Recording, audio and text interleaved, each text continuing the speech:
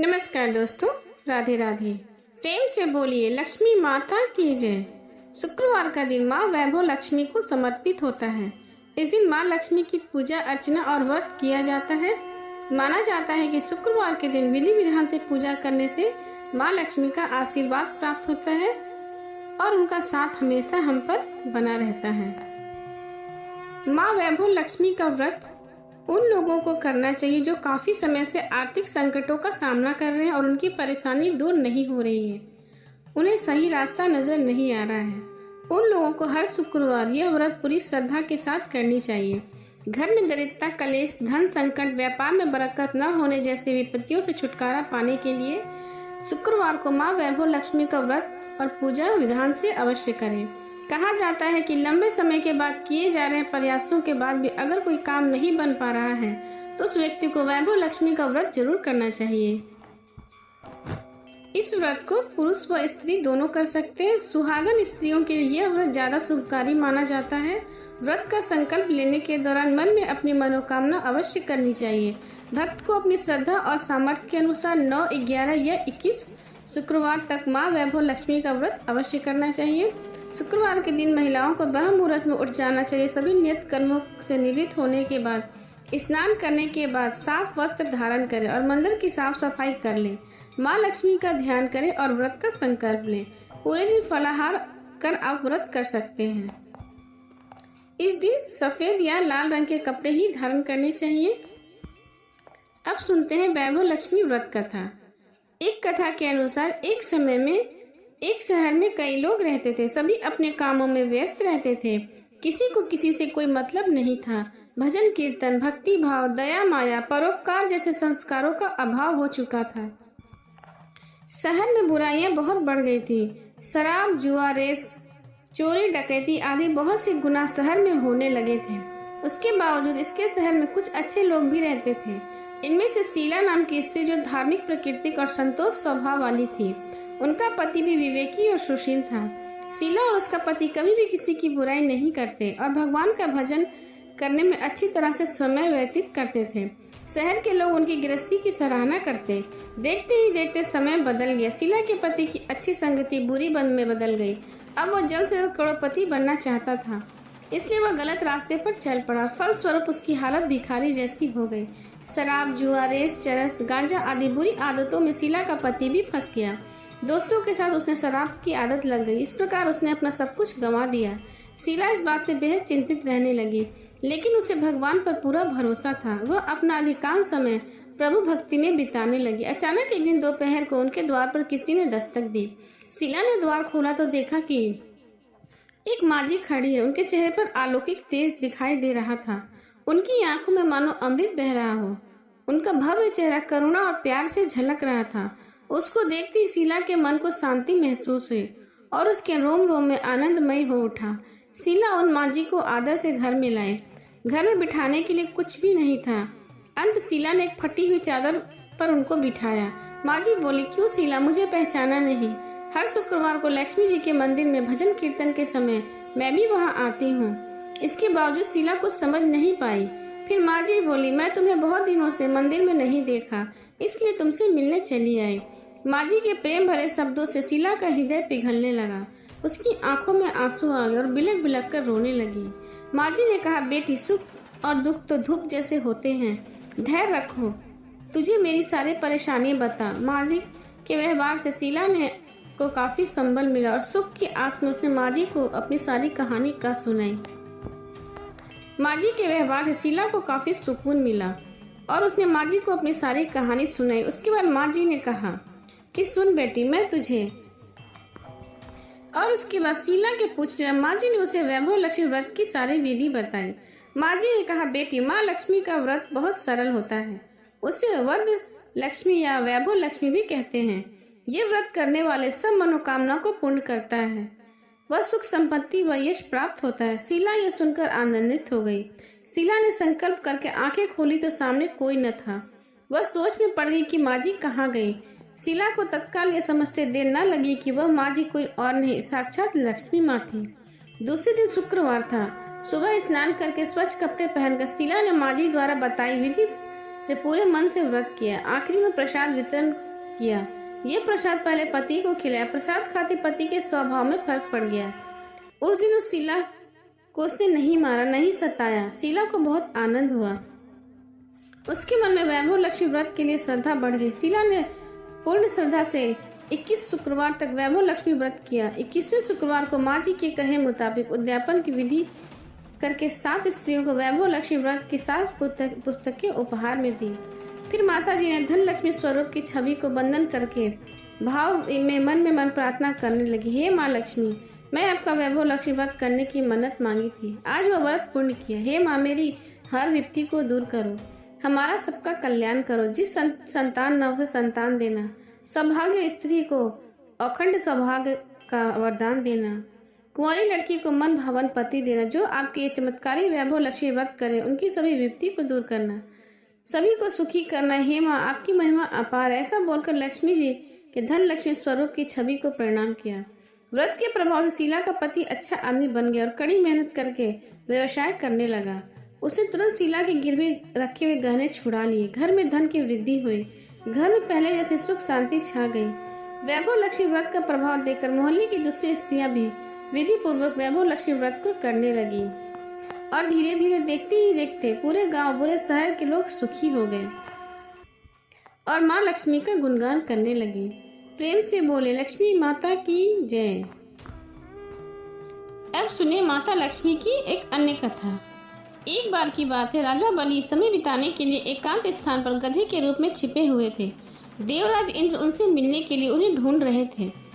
एक दिन इंद्र ने उन्हें खोज निकाला, उनके छिपने का कारण जानकर उन्हें काल का महत्व बताया, साथ ही उन्हें तत्वज्ञान का बोध कराया।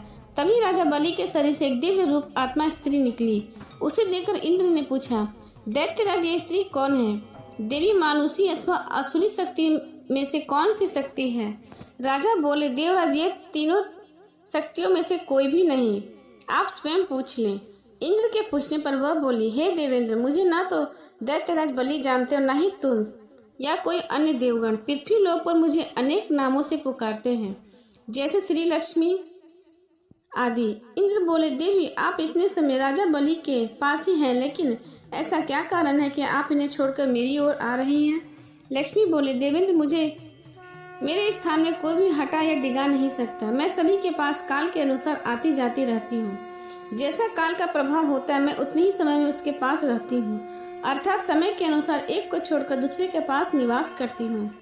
इंद्र बोले, देवी, आप असुरों के यहाँ निवास क्यों नहीं करती? लक्ष्मी बोली, हे देवेंद्र, मेरा निवास वहीं होता जहाँ सत्य हो, धर्म के अनुसार कार्य होते हैं, व्रत और दान देने के कार्य होते हैं। लेकिन असुर भ्रष्ट हो रहे हैं। ये पहले इंद्रियों को वश में कर सकते हैं, सत्यवादी थे, ब्राह्मणों की रक्षा करते थे, पर अब इनके गुण नष्ट होते जा रहे हैं। ये तप उपवास नहीं करते, यज्ञ हवन दान आदि से इनका कोई संबंध नहीं।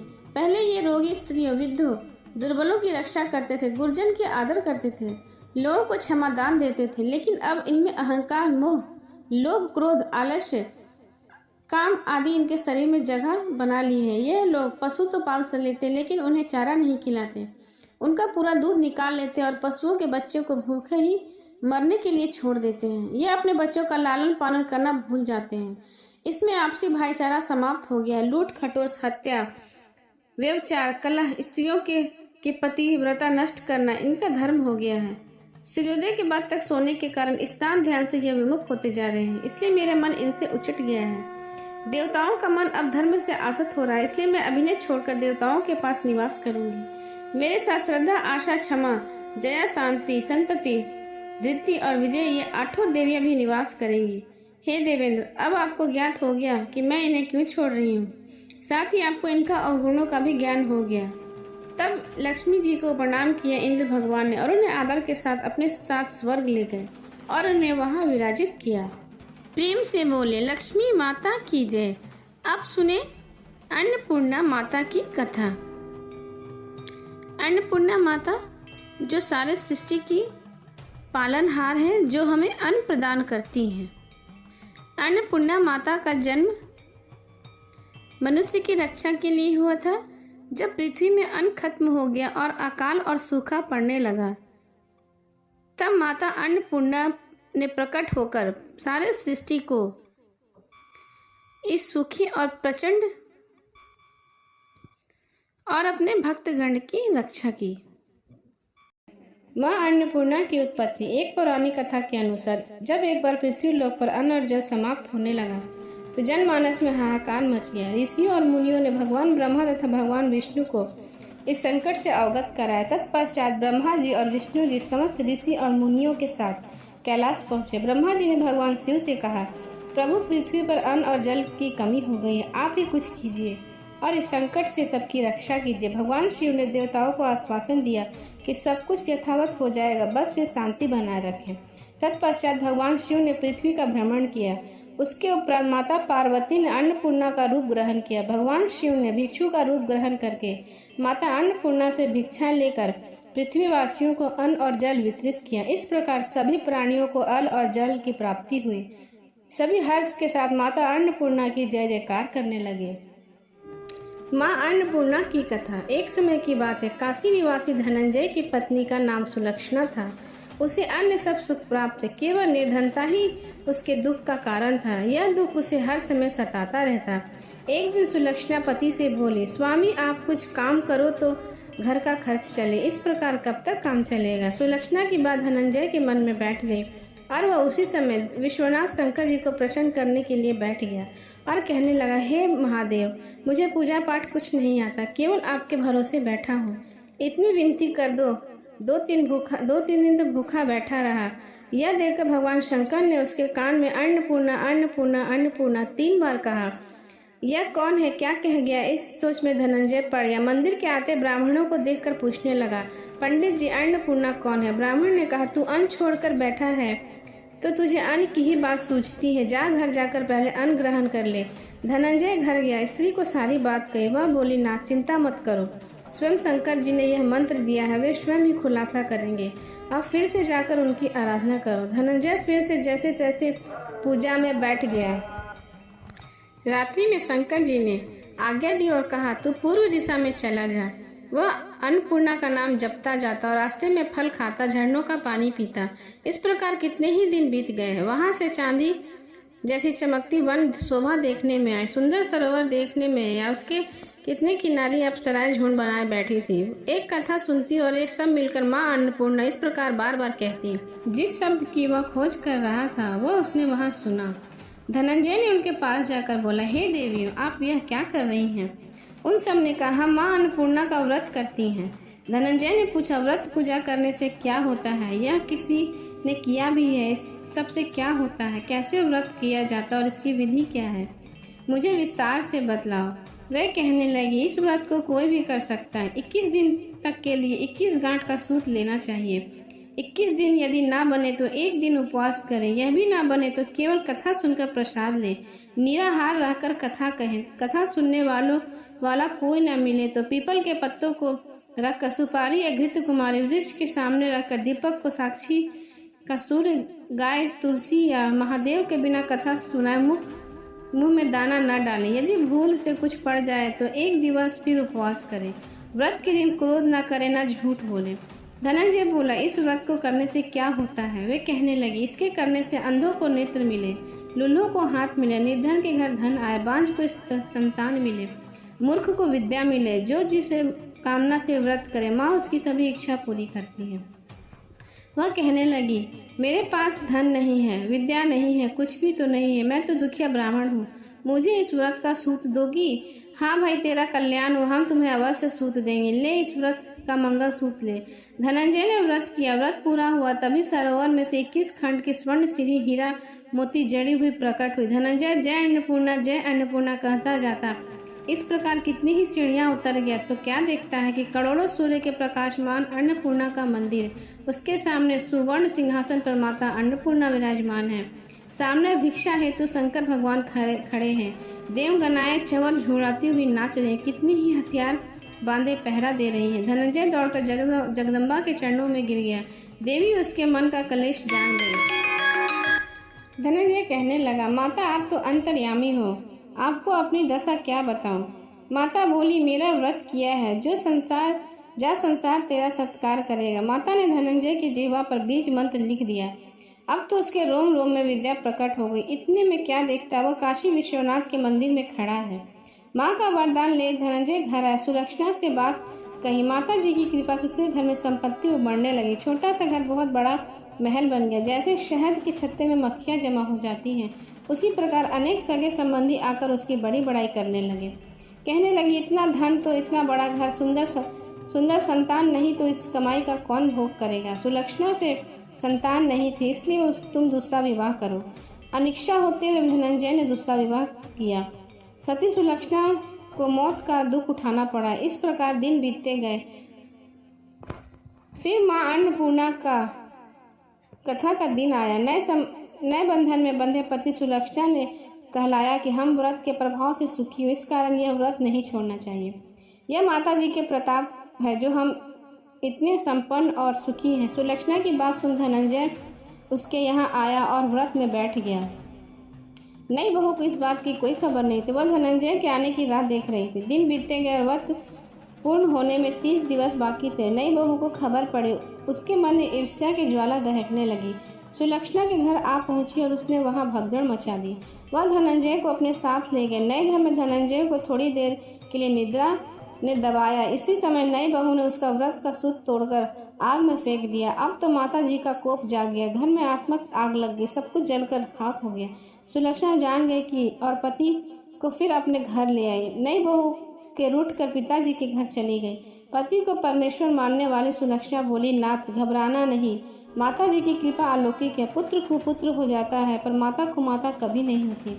आप श्रद्धा और भक्ति से आराधना करना शुरू करो, वे जरूर हमारा कल्याण करेंगी।